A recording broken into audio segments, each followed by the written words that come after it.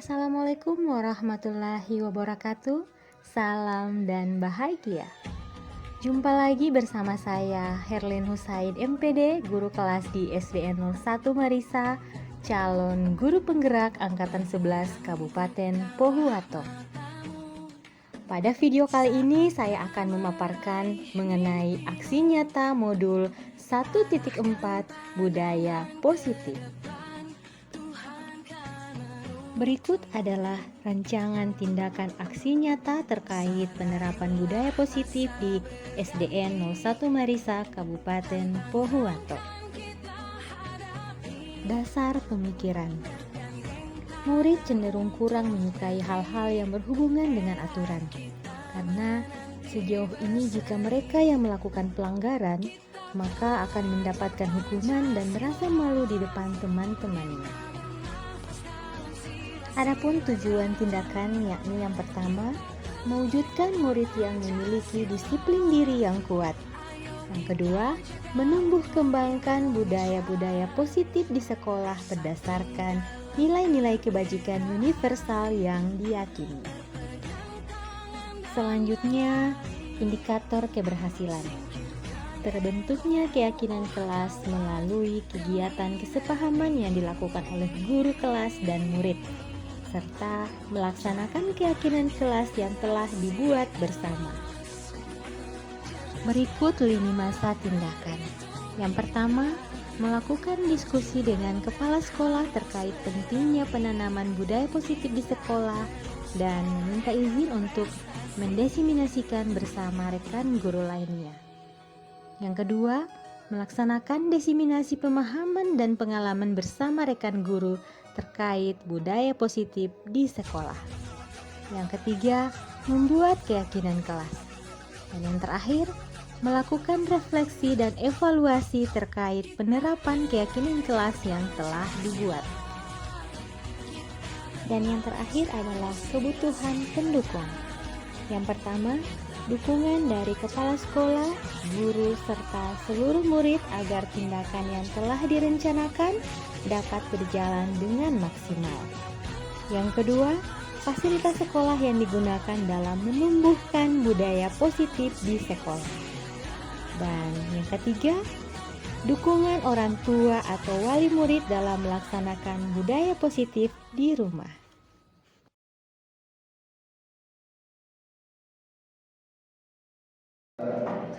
Bapak Ibu yang kami hormati,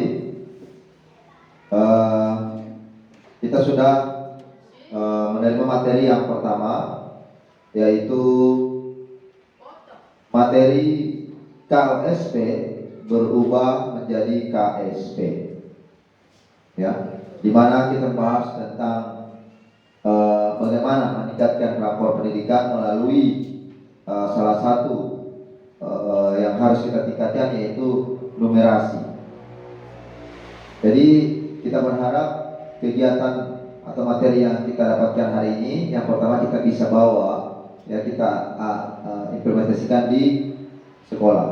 Nah, Bapak Ibu yang kami hormati, sekarang kita akan masuk ke materi kedua, yaitu tentang aksi nyata budaya positif untuk diseminasi pemahaman dan pengalaman penerapan budaya positif di sekolah. Dan yang akan memberikan materi ini adalah Ibu Herlin Husaid, salah satu guru kelas di SDN 01 Marisa, dan juga calon guru penggerak angkatan 11 Kabupaten Pohuwato. Kepada Ibu disilakan.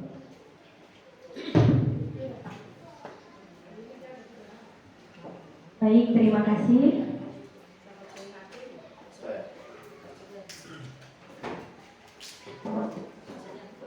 Assalamualaikum warahmatullahi wabarakatuh. Yang terhormat Ibu Kepala SDN 01 Marisa, serta Bapak Ibu guru yang ada hari ini. Dalam kesempatan kali ini saya ingin berbagi atau melakukan diseminasi tentang pemahaman dan pengalaman penerapan budaya positif di sekolah. Ini merupakan salah satu tugas saya dalam memenuhi tugas aksi nyata modul 1.4 tentang budaya positif. Jadi saya berharap pada kegiatan ini akan ada interaksi saya dengan Bapak Ibu guru dalam menerima materi hari ini.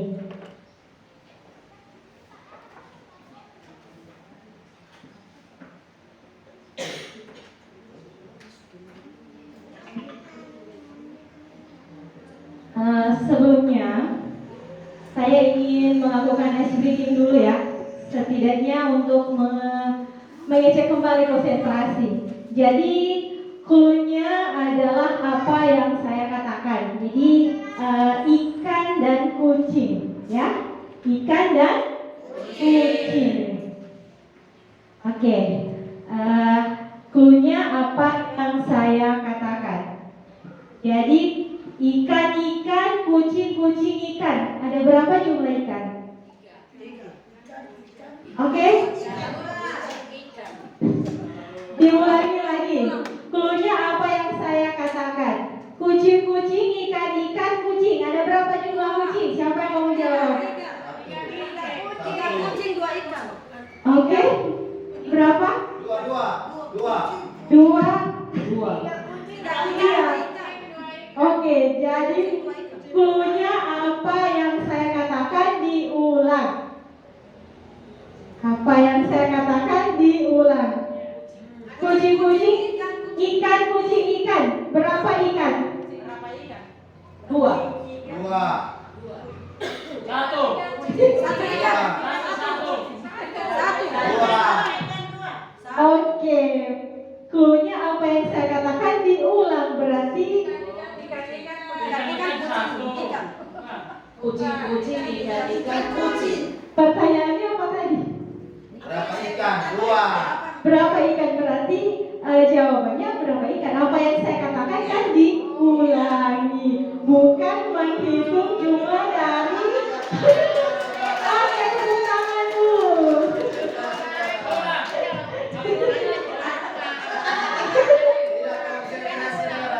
Belum konsentrasi tapi setidaknya sudah ya. Nanti akan dilanjutkan ke sprint selanjutnya. Oke. Selamat dan bahagia Bapak Ibu guru hebat. Di kali ini kita akan belajar bersama ya, bukan berarti saya sudah lebih tahu, tapi kita di sini belajar bersama, saling mendukung mewujudkan disiplin positif di sekolah kita tercinta. Nah, konsep yang akan dipelajari pada hari ini yakni perubahan paradigma belajar, yang kedua disiplin positif, yang ketiga kebutuhan dasar murid, motivasi perilaku manusia, posisi kontrol restitusi dan keyakinan kelas, serta yang terakhir adalah segitiga restitusi. Lanjut, pembelajaran dengan paradigma baru. Nah, di sini dijelaskan bahwa pembelajaran dengan paradigma baru ini dirancang berdasarkan prinsip pembelajaran yang terdiferensiasi.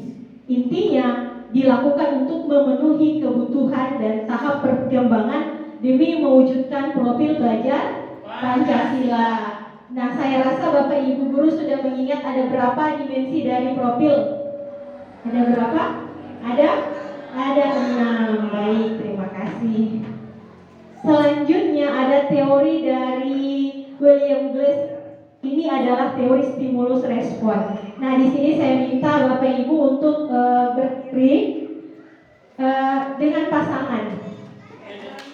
Jadi dari kegiatan ini kita akan mendapatkan apa sih maksud dari stimulus respon atau teori kontrol.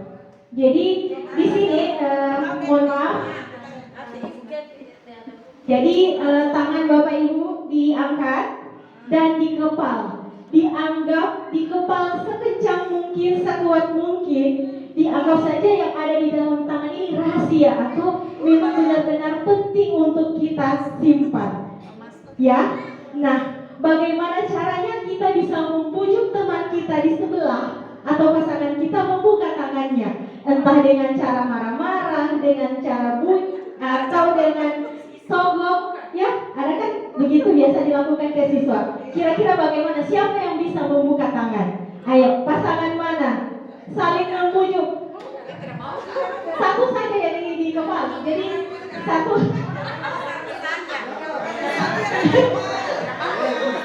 Ya, saling membujuk bagaimana? Bujuk dengan rayuan, dengan solokan, kan bisa. Atau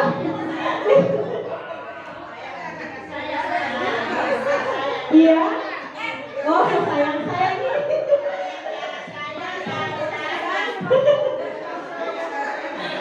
Ada yang mau membuka? Tidak mau? Biasa karena senior, yuk, apa Jo? Buka Jo.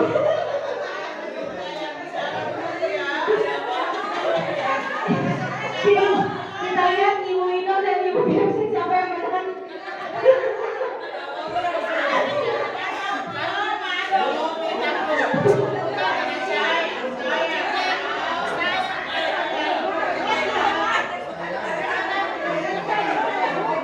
Oke, baik, tidak ada yang membuka?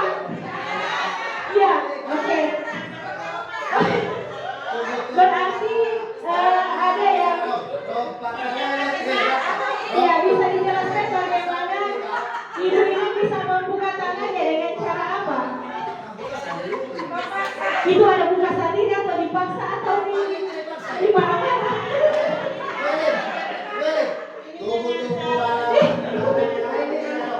Lebih dari respon yang luar biasa aktifnya.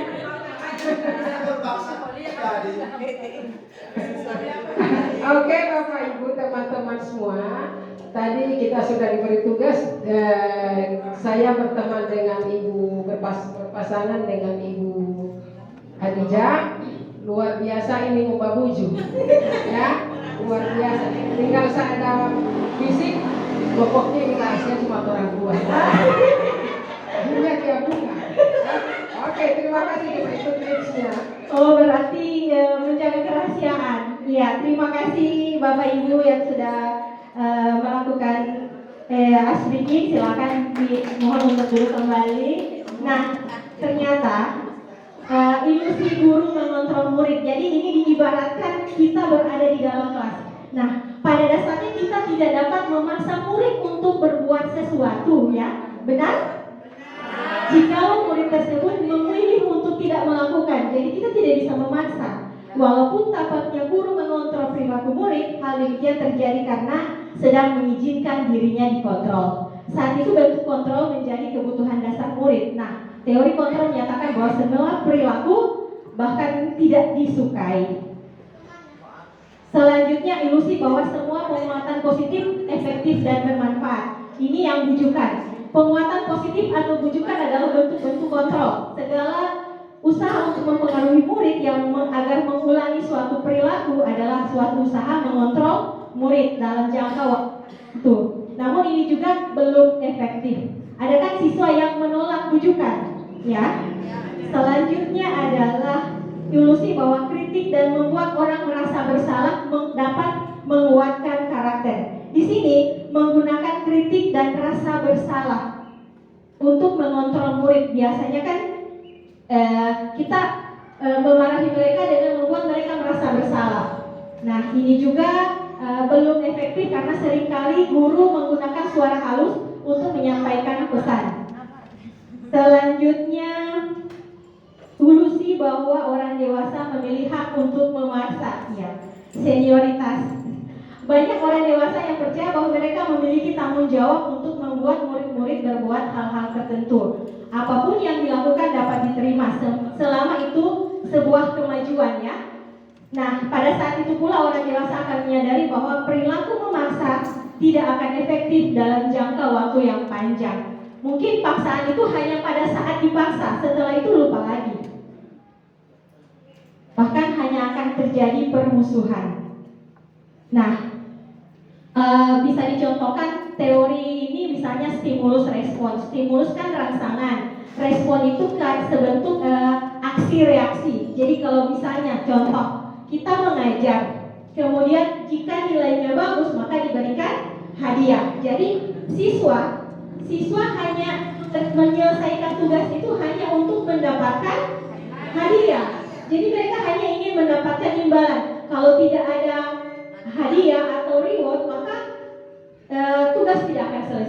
itu kalau bentuk teori dari stimulus respon. Nah, kalau kontrol lagi beda. Dia akan muncul dari diri sendiri. Dia akan menyelesaikan tugasnya dengan motivasi dari diri atau motivasi intrinsik. Seperti itu. Inilah teori perbedaan dari kedua teori ini. Selanjutnya, disiplin positif. Di sini dijelaskan bahwa disiplin adalah sesuatu hal yang dilakukan untuk mendapatkan kepatuhan dan cenderung kita menghubungkan kata disiplin dengan ketidaknyamanan. Ada yang bisa menyebutkan apa sih disiplin menurutnya sendiri? Mungkin ada yang bisa memberikan komentar atau menurut saya disiplin itu seperti ini. Bisa? Mungkin bisa mengangkat tangan.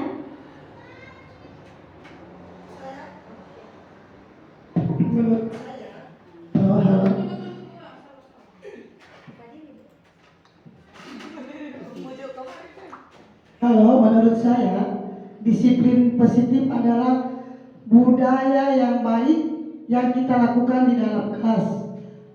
Terima kasih. Iya, baik, terima kasih Ibu Suwani. Budaya yang baik yang dilakukan di kelas, ya benar. Nah, kadang kita sering berpikir bahwa disiplin itu adalah aturan yang akan dilaksanakan di sekolah.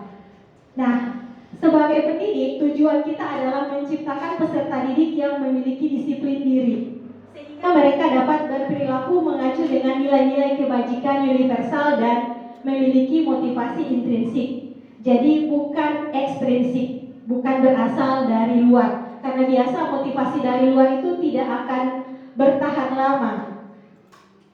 Selanjutnya, nah di sini bisa disimpulkan bahwa disiplin positif ini merupakan salah satu cara penerapan disiplin yang bertujuan menumbuhkan kesadaran serta menyadarkan anak untuk melakukan sesuatu bukan karena sogokan, ancaman ataupun hukuman. Jadi ini maksud dari disiplin positif.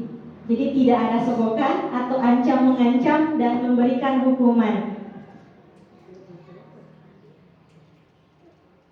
Nah, untuk memenuhi disiplin positif ini ada kebutuhan dasar manusia. Kira-kira manusia itu punya kebutuhan apa? Siapa yang mau menjawab?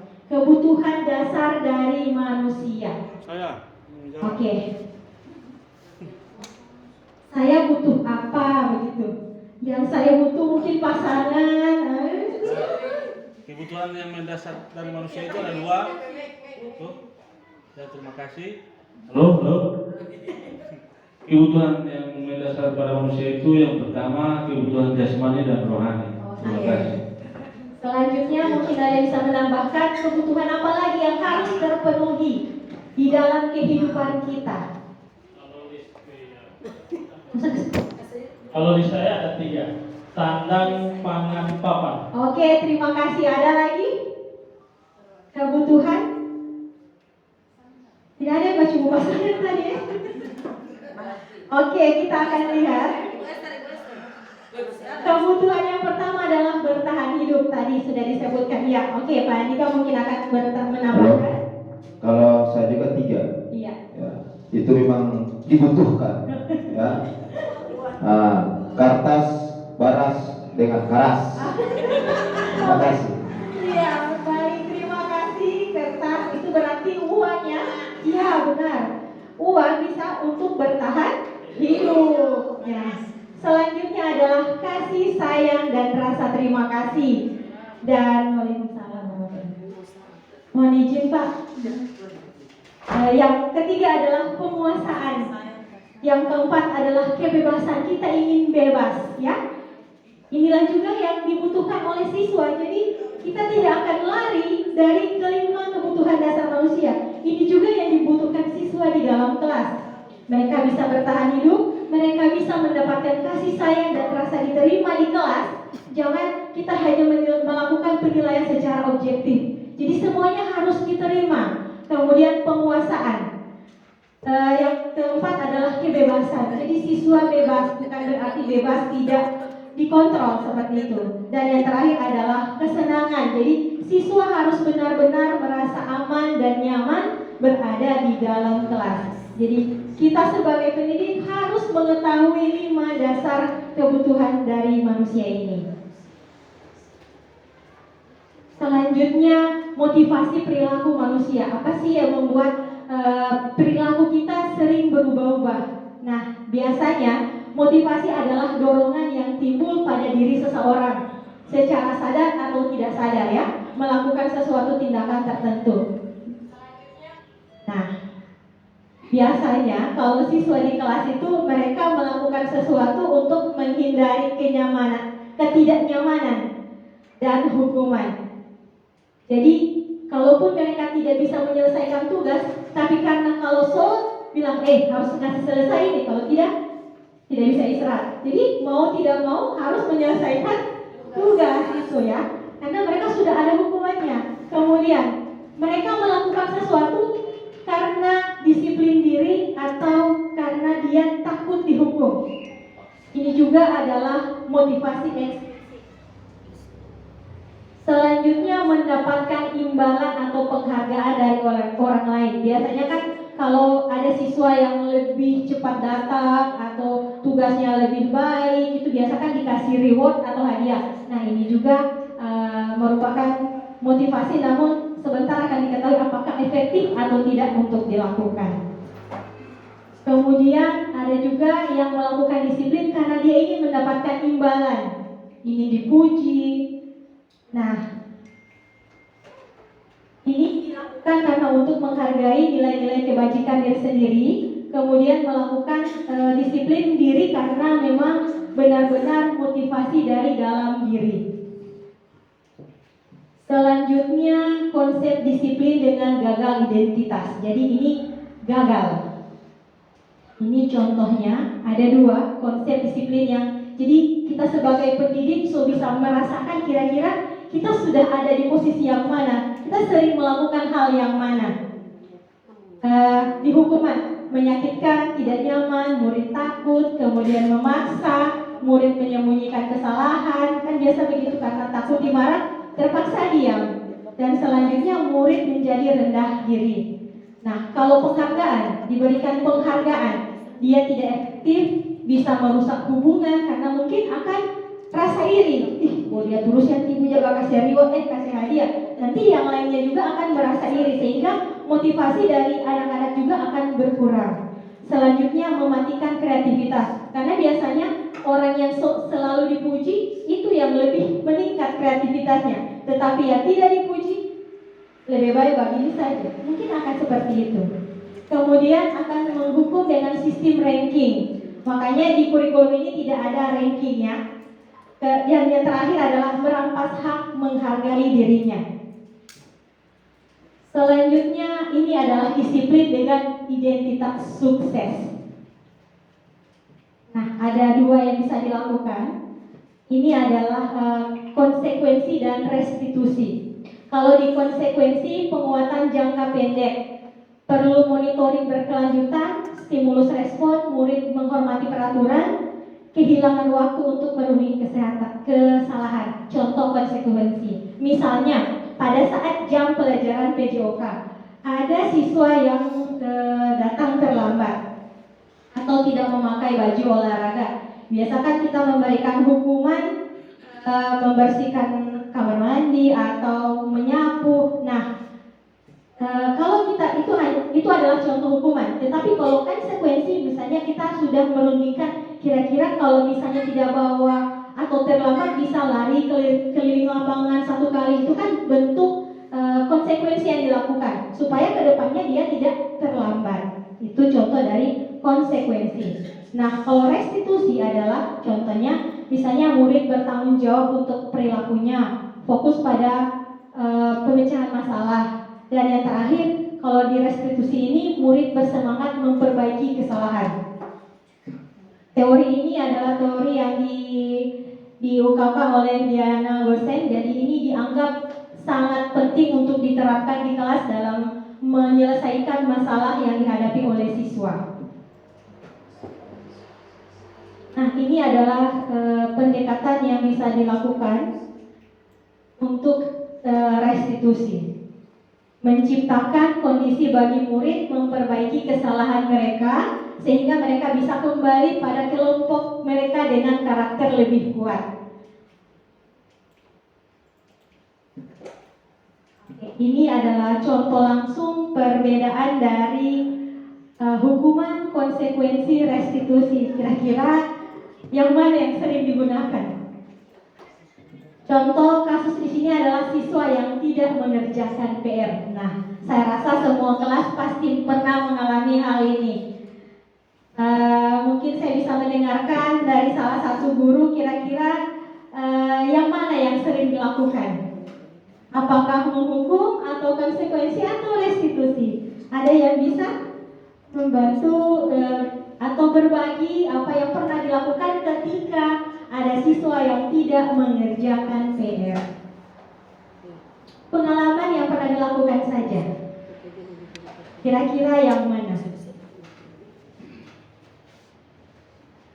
Siswa yang tidak mengerjakan PR. Kalau memang tidak ada pilihan di situ, mungkin bisa menceritakan ketika menemui siswa yang tidak mengerjakan PR.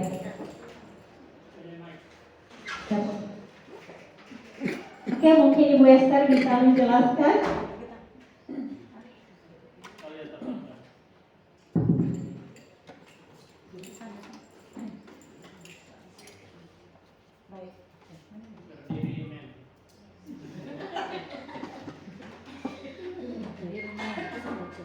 Baik, di kelas saya, jika ada siswa yang tidak mengerjakan PR, biasanya saya akan mengatakan kepada siswa tersebut bahwa saya akan memberitahukan atau baca WA kepada orang tuanya. Lalu pada saat pulang sekolah, biasanya orang tua datang ke atas dan saya akan meminta orang tua untuk membantu anaknya mengerjakan PR. Karena kalau ada PR di kelas saya biasanya waktu saya sudah menuliskan soal itu di papan tulis, saya akan foto lalu saya kirimkan di grup WA orang tua. Jadi jika ada anak yang tidak mengerjakan PR, biasanya orang tua, bukan hanya siswanya tapi orang tuanya juga saya akan tanya kenapa tidak menanyakan kepada anak apakah PR-nya sudah selesai atau belum. Terima kasih. Oke, terima kasih untuk jawabannya. Kira-kira itu bentuk hukuman, konsekuensi atau restitusi? Konsekuensi. Oke, alhamdulillah kalau sudah menerapkan konsekuensi. Jadi di sini berarti guru lebih banyak menerapkan konsekuensi. Kalau hukuman, misalnya guru menghukum siswa, misalnya membersihkan halaman atau mereka menghormat bendera, itu adalah bentuk hukuman. Nah, kalau konsekuensi itu misalnya ketika tidak mengerjakan PR, maka di saat istirahat dikerjakan.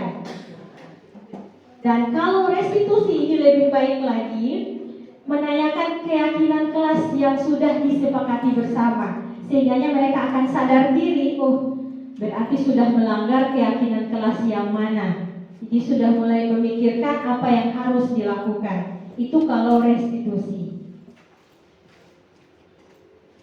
Selanjutnya, ini adalah 5 posisi kontrol dari restitusi. Kira-kira Bapak Ibu ada di posisi yang mana? Apakah di posisi penghukum, pembuat rasa bersalah, atau teman, pemantau, atau sebagai manajer? Iya, ada yang teman. Kemudian ada yang pembuat, biasanya kan ada yang membuat rasa bersalah.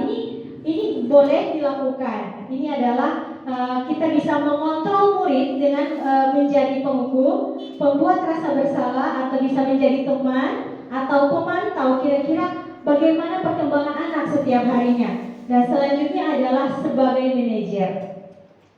Nah, contoh siswa yang terlambat ini adalah perbedaannya dan perkataan dari guru.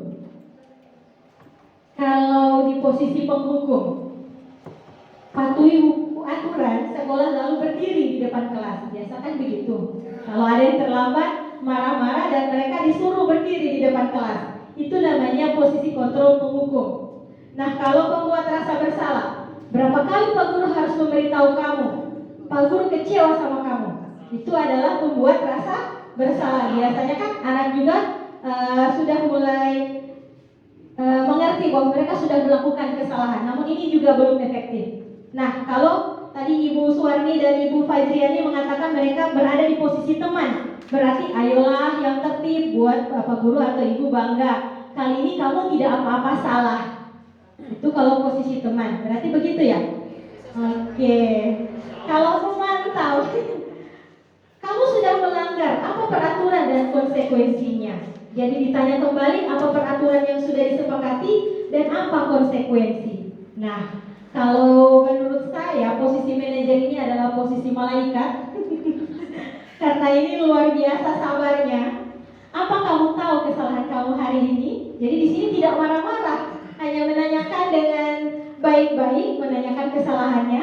Nah, kira-kira bagaimana cara memperbaiki kesalahan? Jadi dia yang berkata jujur dan dia juga mencari tahu apa yang bisa dilakukan untuk memperbaiki kesalahan. Jadi manajer, namanya manajer berarti hanya mengarahkan. Tapi dengan kata-kata yang memang benar-benar dipahami dan benar-benar mencarikan solusi dari kasus-kasus yang pernah terjadi di sekolah.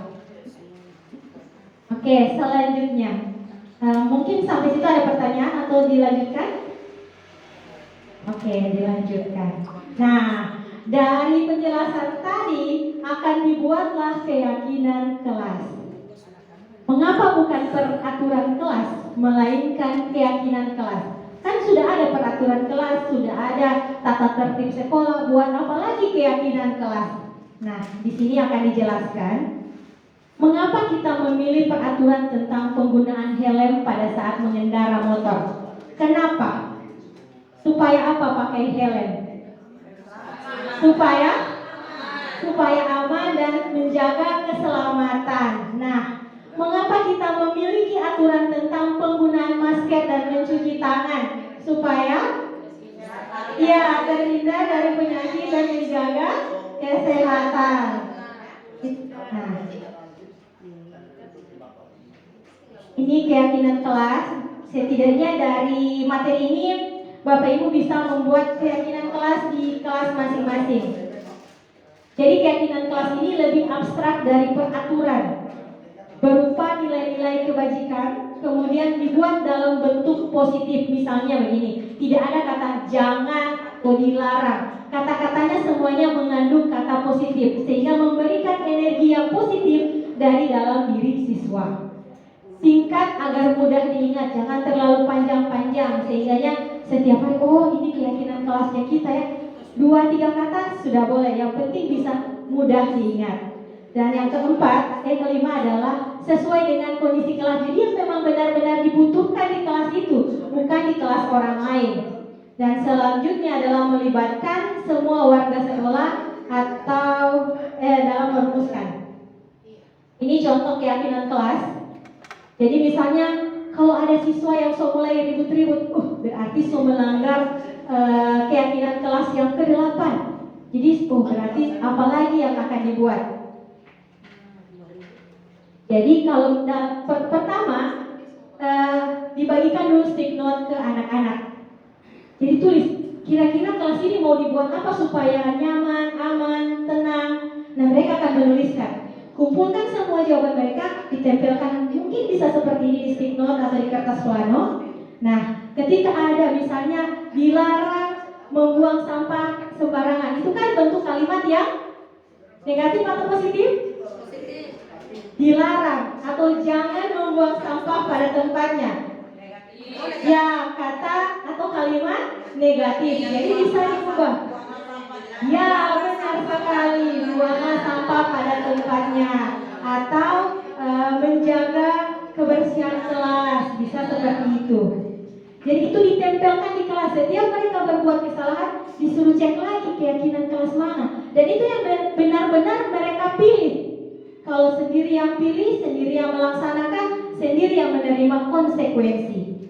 Jadi kalau misalnya melanggar ini konsekuensinya apa? Jadi diingatkan, sehingganya secara tidak langsung akan terintegrasi penanaman karakter dari profil pelajar Pancasila. Jadi 6 dimensi akan tersurat atau tersirat di dalam budaya positif ini, seperti itu.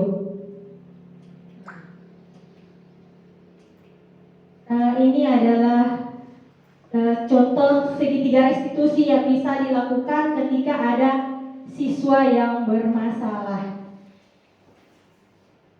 Jadi di sini kita akan menanyakan dulu apa yang dilakukan, kemudian memvalidasi tindakan yang salah, dan yang terakhir adalah menanyakan keyakinan kelas mereka.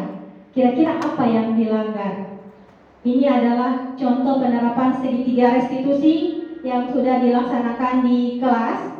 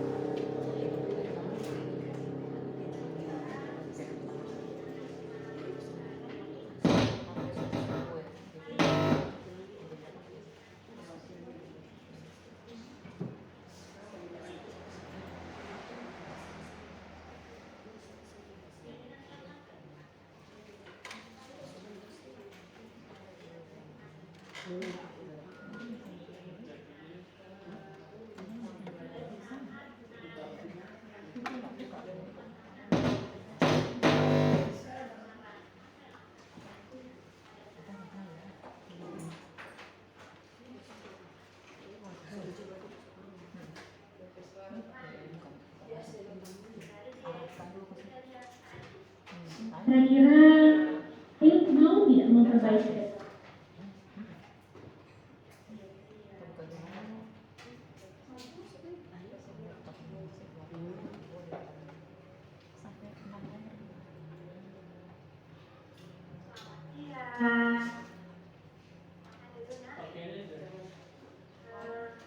Karena hari ini Ibu mengundang Ai tentang kejadian yang salah satu siswa yang melapor bahwa terjadi keributan. Kira-kira apa yang terjadi? Tadi di kelas Bu marah, ya Teriak-teriak siapa? siapa Bu? Teriak-teriak sama siapa? Nah, apa yang Ayu lakukan? Saya marah-marah kali karena Siva terus saling yang sama saya. Menyontek PR ya? Iya. Nah, berbuat salah itu memang tidak apa-apa. Kan tidak ada manusia yang sempurna. Ibu juga pernah berbuat salah. Namun setiap berbuat salah itu pasti punya alasan. Kira-kira apa alasan Ayu sampai Ayu marah-marah sekali itu? Siva sudah mendapatkan dan setelah seringkali menyontek sama saya. Berarti sering ya? Iya Bu. Nah, kira-kira dengan Ayu marah-marah tadi dan sampai menimbulkan keributan di kelas itu sesuai tidak dengan keyakinan? Tidak Bu. Keyakinan kelas apa yang dilanggar? Kepada santun kepada saya. Dan santun kepada saya. Nah, pada saat Ayu akan melaksanakan keyakinan, sedang marah, apa yang akan Ayu lakukan pada saat sedang marah?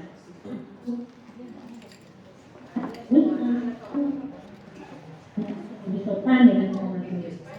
Dari kejadian tadi, kira-kira Ayu mau tidak memperbaiki kesalahan Ayu? Tidak teriak-teriak, tidak memperbaiki kesalahan. Ya, Bu. Kira bagaimana caranya Ayu memperbaiki kesalahan? Mengajarkan siswa untuk menyelesaikan PR yang diberikan. Ayu kan termasuk siswa yang cerdas. Nah, Ayu punya kemampuan lebih dari teman-teman. Memberikan atau bisa menjadi persebaya untuk teman. Nah, yang mungkin materi yang belum dipahami, Ayu bisa membantu teman-temannya akan mengurangi siswa yang minum teh. Bisa seperti itu, nah? Bisa. Terima kasih, Ayu sudah memenuhi undanganku. Semoga masalah ini cepat selesai ya. Dan sekarang Ayu bisa kembali lagi ke kelas. Oke, ya, selamat siang.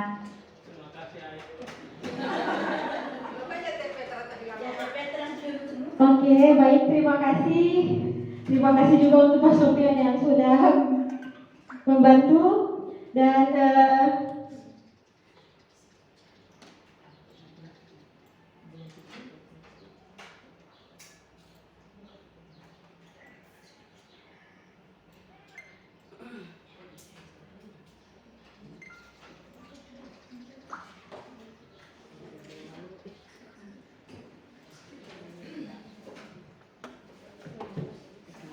oke, inilah kesimpulan dari video tadi.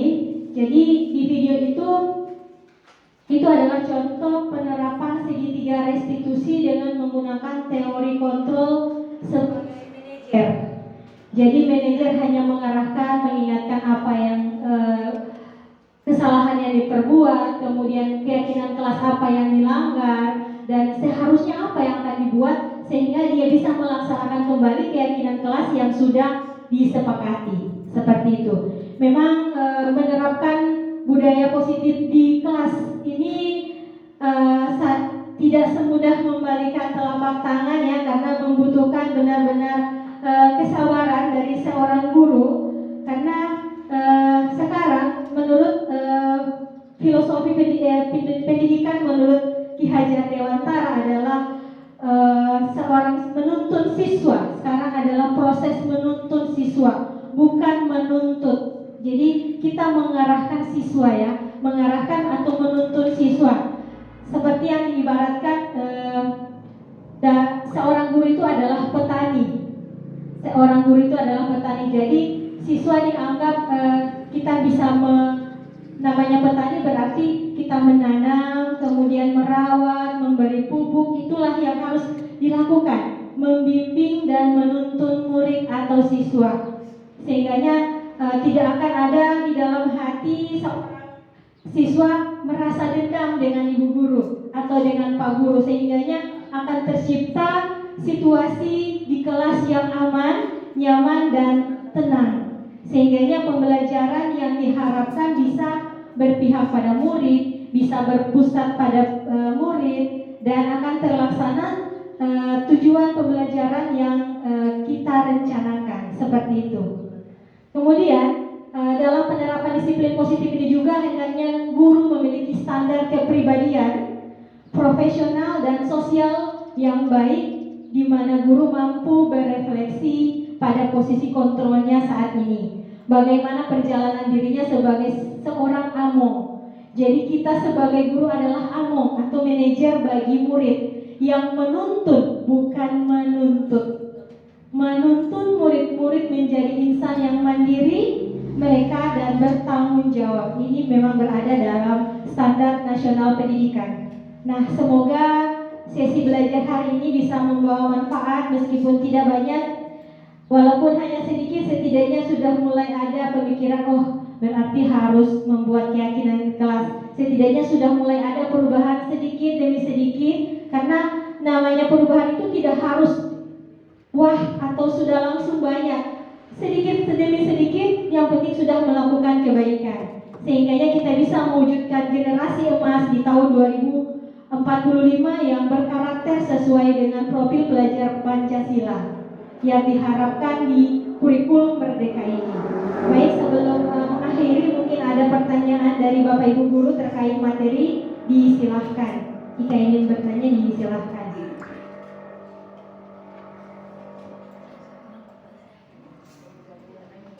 Oke, karena Bapak Ibu sudah jelas, semoga bisa diimplementasikan di dalam kelas ya. Terima kasih untuk partisipasinya, sudah aktif di kegiatan diseminasi ini. Sekali lagi saya mengucapkan terima kasih banyak kepada Bapak Ibu, wabil khusus untuk Ibu Kepala Sekolah yang sudah mengizinkan saya untuk melakukan diseminasi pada hari ini, dan terima kasih untuk Bapak Kepala Seksi Kurikulum yang sudah hadir juga pada hari ini. Terima kasih Pak. Semoga ini akan menjadi praktik baik di SD 01 Marisa nanti. Amin. Sekian dari saya. Mohon maaf apabila ada kekurangan. Wassalamualaikum warahmatullahi wabarakatuh.